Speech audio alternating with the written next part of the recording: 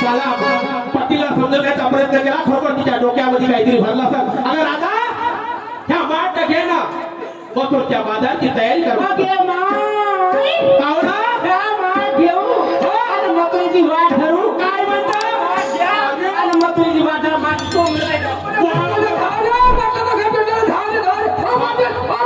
गिरायकाला का गिरायकाला म्हणजे का तरी घ्या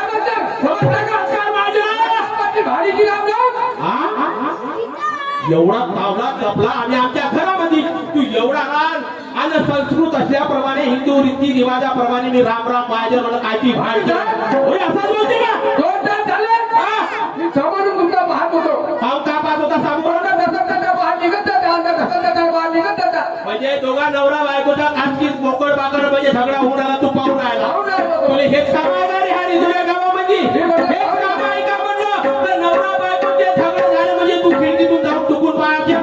पाटील साहेब आपल्या लहानपणीपासून दोस्त नाही कधी असं म्हणून गरम पंचायत तुला पुरा आढळ दिला जिथं झगडे नवरा बायकोचे झाले का बापू खिडकीत काय तर दरवाज्यात गेलं पाहिलं असं असा काही चांगला काय काय झालं बा कोणी पाहत होतो. अरे माझ्या ना का सांगू रे तुले काय झालं तू आखर द्यायला कसं एवढं सांग पहिले. पाटील साहेब तुमच्या घरात येण्याचं कारण म्हणलं म्हणजे चला बा म्हणलं पुष्कळ दिवस झाले बरोबर आहे जाऊन पहा म्हणलं. हो तर मग आला ना आता चालला जाणार मग काय बाबा आला म्हणता तू काय ते लई दिवसाचा आलो बा म्हणजे तुला कातळ किचड बोकड बाबड आवडून नाही राहिलं का आमचं जाऊन पहा म्हणलं काही कारण तर सांगा. कारण कायचं नाही अरे नवरा बायकोच्या परपंचामध्ये हांडीले चाटू आणि चाटूने हांडी लागत असते बेटा लागते ना पण काय सांगू रे तुले माझ्या ना काय झालं पाटील साहेब तुले म्हणाचं काय म्हणजे हा बायकोर मला काही इम्प्रेशन नाही असं वाटतं. इम्प्रेशन नाही ठक्करी आहे तुमचा अरे जान छोटी है मगर काम बड़ा करता हो रे तो ऐसा मत समझ मेरे को.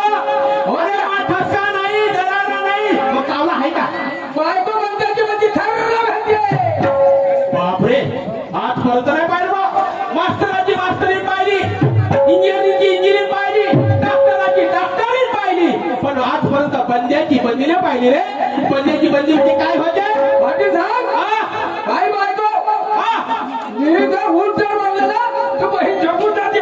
बापरे उठ म्हणलं का अरे ते कानाला पहिली असं तिला ऐकू येत असं कार्यक्रमाला जाते झोपून बापून येते झोपून झोप लागते झोपून जाते. असं आहे का हो नाही इम्प्रेशन आहे माझं तुझं पण काय सांगू रे माझं माझी बायको बिघडून गेली रे माझ्या ना बिघडली काय सांगू तुला माझ्या जीवनाची गती हे का मोटरसायकल आहे का बिघडली. अरे नाही रे माझ्या ना मोटरसायकल नाही मागचा भाग पुढे आला पुढचा भाग मागे झाला ह्याचाही प्रॉब्लेम नाही काय झालं आले डोकं वर गेलं का तुझं. काही डोकं वरही नाही गेलं आणि पाय खाली नाही आले पण करे आचारा विचाराने जशी तुझी पत्नी विचार आचार विचारचा स्वभाव चांगला आहे कसे तरी माझ्या पत्नीचे विचार जरी असते ना तर माझा प्रपंच चांगला राहिला असता रे माझ्या म्हणजे आता विचाराने बिघडली आचार विचाराने बिघडली आणि म्हणून म्हणतो मी तुझा ठसका तुझा इम्प्रेशन माझ्या पत्नीच्या पुढं माझ्या घरी येऊन दाखवशील तर तिच्या डोक्यामध्ये काही ना काही भरल्यासारखं होईल आणि म्हणून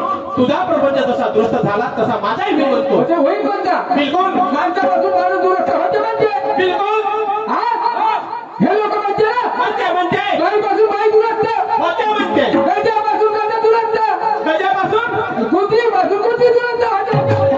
आणि त्या बैला माणसापासून माणूस बरोबर आहे ह्या मानव जातीला ह्या प्रपंच लागला आहे माणसापासून माणूस दुरुस्त होते बाईपासून बाई दुरुस्त होते पण हे जनावरची भाषा हल्ली कुठून ना तुला जनावर दुरुस्त होते लवकर घरी जा तुझ्या पत्नीला माझ्या घरपर्यंत घेऊन ये. तुमचं म्हणणं आहे का घरापर्यंत जाणं आपल्या पत्नीला घेऊन ये. घेऊन ये बरं जातो ना घेऊन येतो पाटील साहेब. कारण तर वेळ आपल्यापाशी कमी आहे आणि म्हणून तुझ्या पत्नीचे विचार माझ्या पत्नीच्या डोक्यात जरी बसले ना तर माझाही प्रपंच तुझ्यासारखा होईल म्हणतो जा लवकर घेऊन ये. बरं ठीक आहे जातो.